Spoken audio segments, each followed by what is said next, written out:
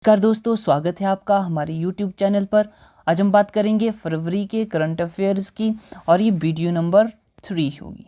ठीक है, तो इससे पहले भी हमने वीडियोस बनाई हैं जिसमें कि करंट अफेयर के बारे में चर्चा करी हुई है, जनवरी के बारे में और फरवरी के बारे में। तो वो वीडियोस की लिंक्स मैं आपके यहाँ पे डिस्क्रिप्शन में डाल दूँगा। ओके, बात करते हैं सबसे पहले गोल्डन बुक अवार्ड्स 2023 की। तो गोल्डन बुक अवार्ड्स 2023 जो हैं वो दिए गए हैं, किस किस को दिए गए हैं। तो देखो हमारे पास है गौर गोपाल दास, उनको गोल्डन बुक अवार्ड मिला है। किसके लिए? और उनकी बुक क्या है? उनकी बुक है एनर्जाइज योर माइंड्स। ये किसने लिखी है? गोपाल दास ने। तो यहाँ पे लिखेंगे गौर गोपाल दास ने यह बुक लिखी है, उनको गोल्डन बुक अवार्ड मिला है 2023 का। उसके बाद है अगली बुक है रस्किन बॉन्ड द्वारा लिखी गई है, रस्किन बॉन्ड। ठीक है, कौन सी बुक है? उनकी बुक का नाम है how to live your life. ठीक, आगे बात करते हैं। एक और बुक है हमारे पास, वो लिखी है अशनीर ग्रोवर। ठीक है, और इनकी बुक का नाम है दोगलापन। ठीक, तो ये आपको ध्यान में रखनी है, यहाँ से आपके एग्जाम में क्वेश्चन जो है वो देखने को मिल सकता है। दोगलापन, अशनीर ग्रोवर। आगे और बुक्स की बात कर लेते हैं। कोई बुक्स हैं जैसे कि इनको अवार्ड नहीं मिला है लेकिन ये इम्पोर्टेंट है हमारे लिए, ऑथर और बुक्स है the power of political economy. किसके द्वारा लिखी गई है? ये इम्पोर्टेंट है। तो नाम है मेघनाद देसाई। ठीक है, मेघनाद देसाई ने ये बुक लिखी है the power of political economy. आगे बात करते हैं, एक बुक है जिसका नाम है विक्ट्री सिटी। ठीक है, ये किसने लिखी है? ये हमारे लिए ज़रूरी है। कौन सी बुक है ये? Victory city. ये लिखी है सलमान रश्दी। ठीक है, सलमान रश्दी। तो यहाँ से भी बुक से आपके एग्ज़ाम में क्वेश्चन देखने को मिलता है, इसलिए ये हमारे लिए इम्पोर्टेंट बन जाती है। आगे है बुक हमारे पास द क्लाइमेट बुक। अब ये किसने लिखी है? तो ये लिखी है थनबर्ग ग्रेटा। हम बोलेंगे थुनबर्ग ग्रेटा। ठीक है, तो ये थी हमारे पास कुछ बुक्स। अब बात करते हैं नेक्स्ट की। तो बोला है 26 जनवरी की सर्वश्रेष्ठ झांकी। 26 जनवरी को जो हमने गणतंत्र दिवस मनाया है 2023 का, तो उसमें सर्वश्रेष्ठ झांकी किसको मिली है? तो वो मिली है उत्तराखंड राज्य को। किसको? उत्तराखंड स्टेट। तो ये बात भी आपको ध्यान में रखनी है, इंपॉर्टेंट बात बन जाती है। नेक्स्ट बात करते हैं दादा Sahib Phalke international film festival. तो दादा साहिब फाल्के पुरस्कार, ये फिल्म फेस्टिवल हुआ है 2023 में। तो इसके अकॉर्डिंग किस किस को बेस्ट एक्टर, बेस्ट एक्ट्रेस और बेस्ट फिल्म का पुरस्कार मिला है वो हम देखेंगे। तो सबसे पहले यहाँ पे लिखेंगे कि बेस्ट एक्टर ये अवार्ड किसको मिला है? रणवीर कपूर। किसको? रणवीर कपूर को मिला है। ठीक है, और अगर हम बात करें बेस्ट एक्ट्रेस की, यानी कि सर्वश्रेष्ठ अभिनेत्री की बात करें, बेस्ट एक्ट्रेस, वो अवार्ड मिला है आलिया भट्ट। और इनकी कौन सी मूवी के किरदार को? यह है गंगूबाई। तो इतनी बात ध्यान में होनी चाहिए। अब उसके बाद हम बात करते हैं best film of the year. ये अवार्ड मिला है किसको? मिला है RRR। ठीक है, RRR को ये अवार्ड मिला है। और आपको पता है कि RRR के गाने को, नाटू नाटू को एक अवार्ड मिला है, वो भी बहुत ज़्यादा इम्पोर्टेंट है। तो कमेंट सेक्शन में ज़रूर बताइएगा कि नाटू नाटू गाने को कौन सा अवार्ड मिला है। हमने पिछली वीडियोस में इसकी चर्चा करी है। उसके बाद हम बात करते हैं, नेक्स्ट है हमारे पास एस्केप मिशन, एस्केपेड मिशन। ठीक है, एस्केपेड मिशन ये किसके द्वारा शुरू किया गया है, ये हमारे लिए जानना ज़रूरी है। तो बात ध्यान में रखनी है, यहाँ पर मंगल मिशन, मंगल मिशन से संबंधित है ये मंगल मिशन। ठीक है, यानी कि हम इसको बोलेंगे मार्स मिशन। मार्स मिशन है ये, किस किस के द्वारा शुरू किया गया है ये हमारे लिए जानना ज़रूरी है। तो ये नासा और साथ में ब्लू ओरिजिन, ब्लू ओरिजिन। तो ये जो ब्लू ओरिजिन है ये जेफ बेजोस की कंपनी है, जेफ बेजोस। तो इन दोनों ने मिलके मिशन मंगल मिशन के लिए एक्सपेड मिशन जो है वो शुरू किया है। आगे बात करते हैं ओडेशा शहर। ओडेशा शहर, ये शहर कहाँ का है, ये इम्पोर्टेंट है। तो ये है यूक्रेन का शहर, यूक्रेन की एक सिटी है जो कि काला सागर को टच करती है, काला सागर को छूती है। ठीक है, तो आपको पता है कि यूक्रेन वर्सेस वॉर चल रही है, यूक्रेन वर्सेस रशिया।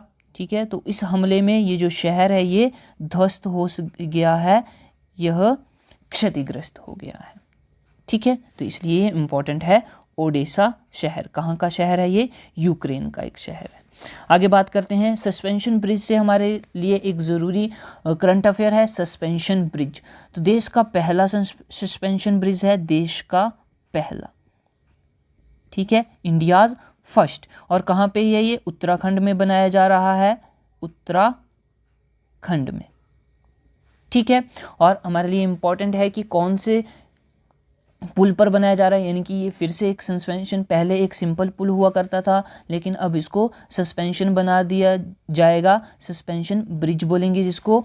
और उत्तराखंड में है ये कौन से सेतु पर, बजरंग सेतु, बजरंग सेतु। ठीक है, बजरंग सेतु। ओके, आगे बात करते हैं सेमीकंडक्टर प्लांट। सेमीकंडक्टर प्लांट, तो भारत में पहला सेमीकंडक्टर प्लांट खोला जाएगा, कहाँ पे खोला जाएगा, ये खोला जाएगा अहमदाबाद, अहमदाबाद में।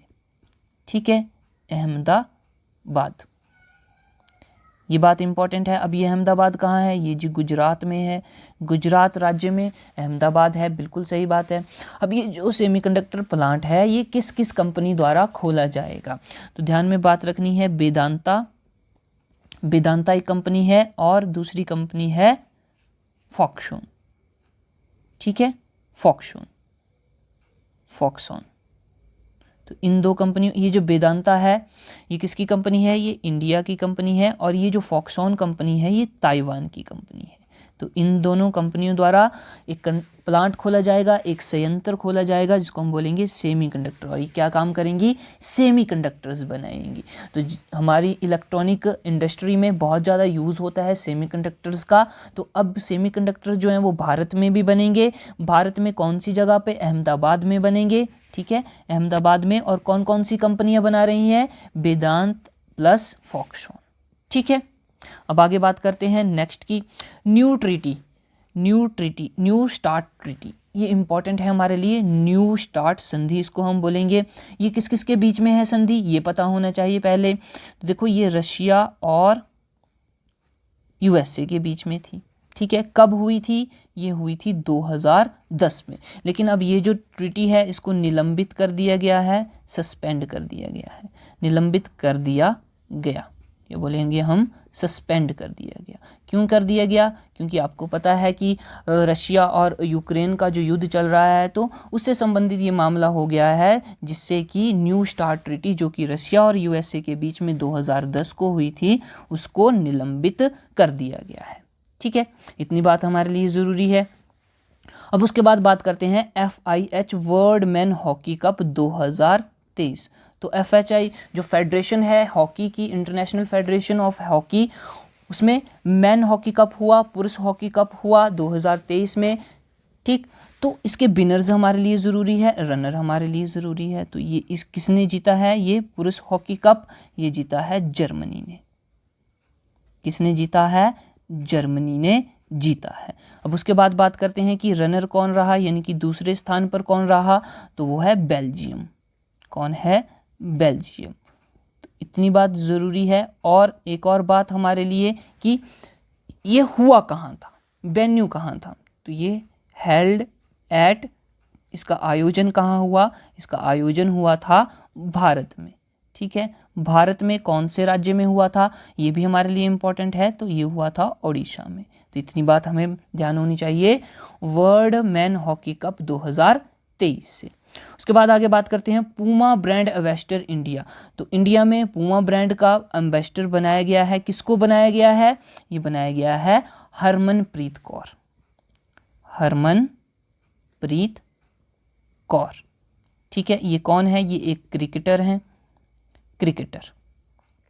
ठीक है, हरमनप्रीत कौर। तो पूमा का ब्रांड एम्बेसडर बनाया गया है हरमनप्रीत कौर को। आगे है नेक्स्ट याया तसो लेक, याया तसो झील। अब ये झील कहाँ है? ये इंपॉर्टेंट है जी, भारत में है। बिल्कुल ठीक है, भारत में कौन से राज्य में है? तो ये केंद्र शासित प्रदेश लद्दाख में है।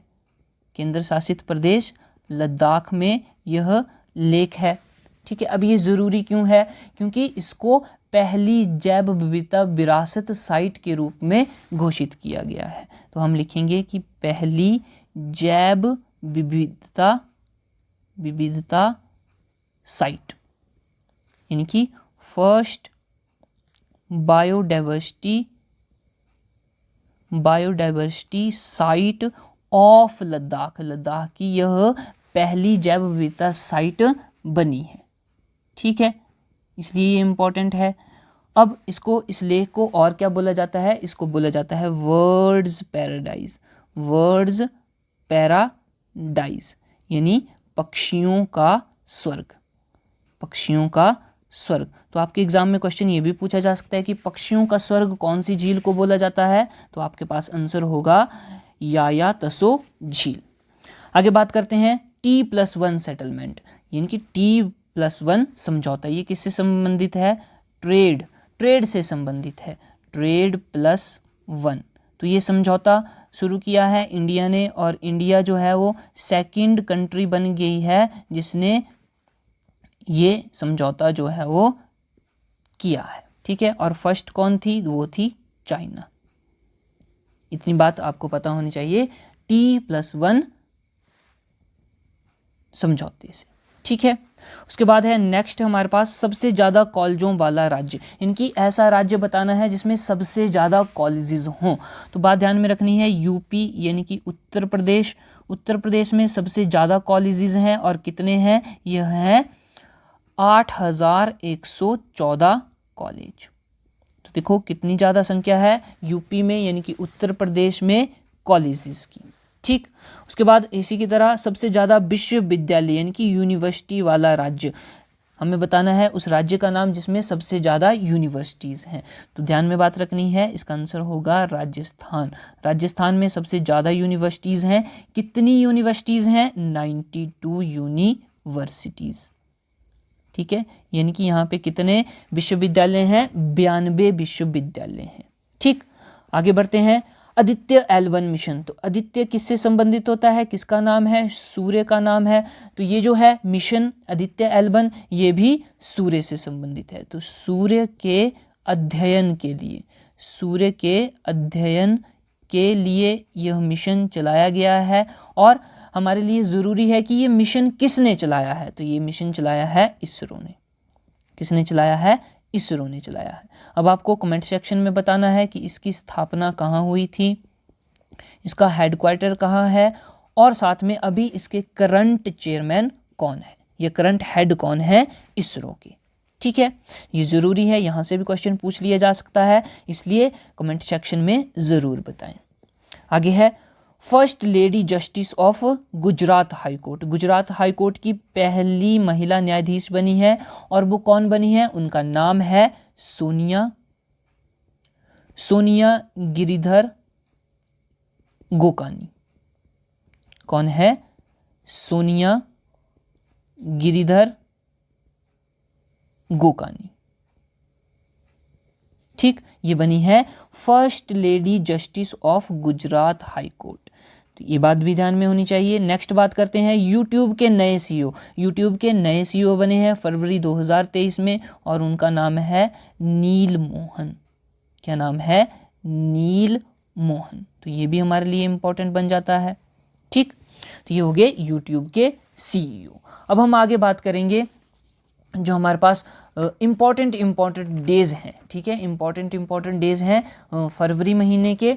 ठीक, तो सबसे पहले हम बात करेंगे यहाँ पे 2 फरवरी की। 2 फरवरी को क्या हुआ? 2 फरवरी को बनाया गया वर्ल्ड बैटलैंड डे। बहुत ही इंपॉर्टेंट है वर्ल्ड बैटलैंड डे, यानी कि विश्व आर्द्र भूमि दिवस। विश्व आर्द्र भूमि दिवस मनाया गया 2 फरवरी को। ठीक है, और इम्पॉर्टेंट है कि इसकी थीम क्या थी। तो थीम से क्वेश्चन पूछ लिया जाता है, इसलिए हमें जानना ज़रूरी है। तो ये है it's time for wetland restoration. It's time for wetlands restoration, ये थीम थी वर्ल्ड वेटलैंड डे की, जो कि 2 फरवरी 2023 को मनाया गया। ठीक है, उसके बाद आगे बात करते हैं नेक्स्ट डे हमारा कौन सा इंपॉर्टेंट है। तो ये है 10 फरवरी। 10 फरवरी यानी कि 10 फरवरी को मनाया गया world pulses day. World pulses day, विश्व दलहन दिवस। ठीक है, विश्व दलहन दिवस। और इसकी थीम क्या थी ये भी जानना ज़रूरी है। इसकी थीम थी pulses for a sustainable future. ठीक है, इतनी बात आपको ध्यान में रखनी है। उसके बाद आगे बात करते हैं नेक्स्ट इंपॉर्टेंट डे है हमारे पास 13 फेब। 13 फेब को मनाई गई बर्थ एनिवर्सरी। अब किसकी बर्थ एनिवर्सरी मनाई गई, किसका जन्मदिन जो है वो मनाया गया, ये इंपॉर्टेंट है हमारे लिए जानना। तो वो है सरोजनी नायडू, श्रीमती सरोजनी नायडू। ठीक है, सरोजनी नायडू। ठीक, सरोजनी नायडू।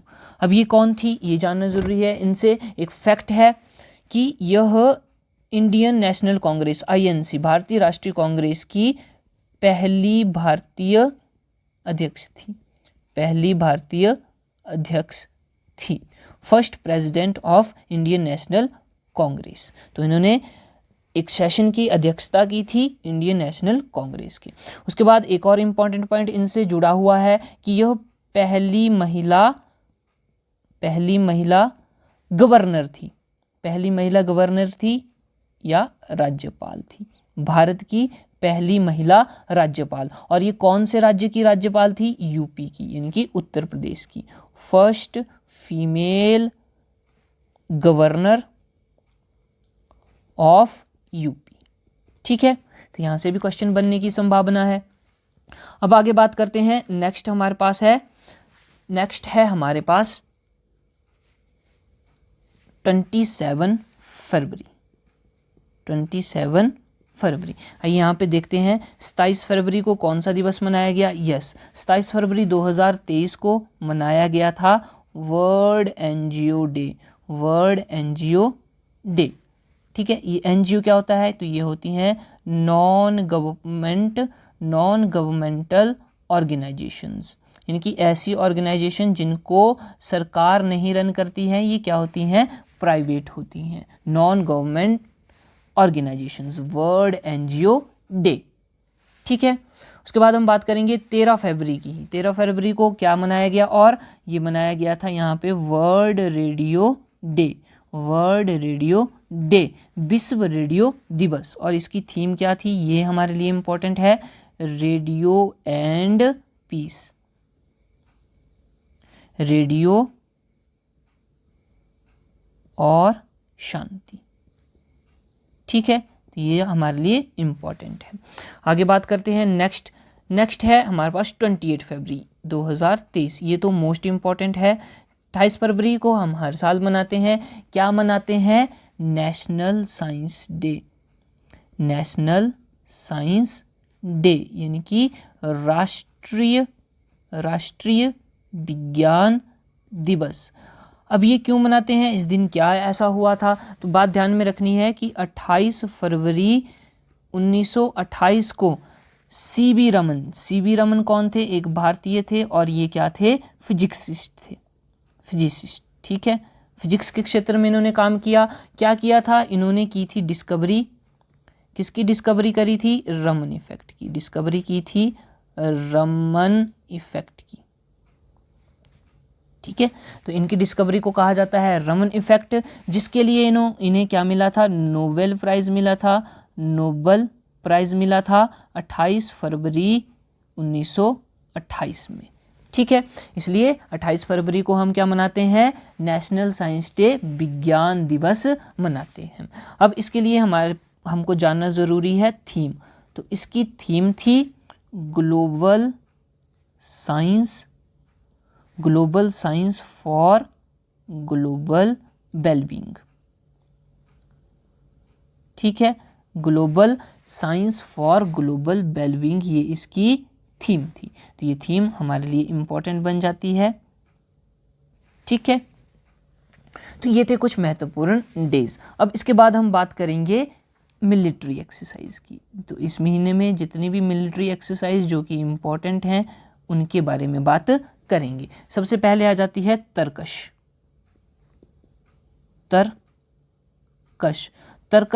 किन दो देशों के बीच में हुई, तो ध्यान में बात रखनी है, इंडिया प्लस यूएसए, भारत और अमेरिका के बीच में ये मिलिट्री एक्सरसाइज हुई है, युद्ध अभ्यास हुआ है, ठीक है। अब नेक्स्ट बात करते हैं हम, अगली कौन सी एक्सरसाइज है, कौन सा युद्ध अभ्यास है, धर्म गार्जियन, ये भी इंपॉर्टेंट है, धर्म गार्जियन, ठीक, धर्म गार्जियन, ठीक है। किस किस के बीच में हुई, इंडिया और जापान के बीच में, इंडिया और जापान, भारत और जापान के बीच में। आगे बात करते हैं, नेक्स्ट है हमारे पास दस्तलिक, ये भी इंपॉर्टेंट है, दस्तलिक, ठीक है। दस्तलिक किस किस के बीच में हुई, तो ये हुई India plus Uzbekistan, India plus Uzbekistan, यानी कि भारत और उज्बेकिस्तान, ठीक है। तो इतनी बात आपको ध्यान में रखनी है। उसके बाद है नेक्स्ट एक्सरसाइज हमारे पास मालाबार, ये भी इंपॉर्टेंट है, पूछ ली जाती है एग्जाम में। तो मालाबार किस किस के बीच में हुई, इंडिया प्लस ऑस्ट्रेलिया, इंडिया और ऑस्ट्रेलिया के बीच में मालाबार युद्ध अभ्यास हुआ, भारत और ऑस्ट्रेलिया, ठीक है। तो ये थे हमारे पास इंपॉर्टेंट मिलिट्री एक्सरसाइज। उम्मीद करता हूँ दोस्तों कि आपको हमारा कंटेंट और वीडियो पसंद आ रही होगी। अगर आपको ऐसा लग रहा है कि आपको यहाँ से महत्वपूर्ण जानकारी मिल रही है तो आप वीडियो को लाइक ज़रूर करें, और अगर आप हमारे चैनल पर पहली बार जुड़े हैं तो सब्सक्राइब ज़रूर करें, साथ ही साथ अपने दोस्तों के साथ भी शेयर करें। हम इसी तरह की वीडियो आपके लिए अपलोड करते रहेंगे। मिलते हैं नेक्स्ट वीडियो में, तब तक के लिए जय हिंद, जय भारत।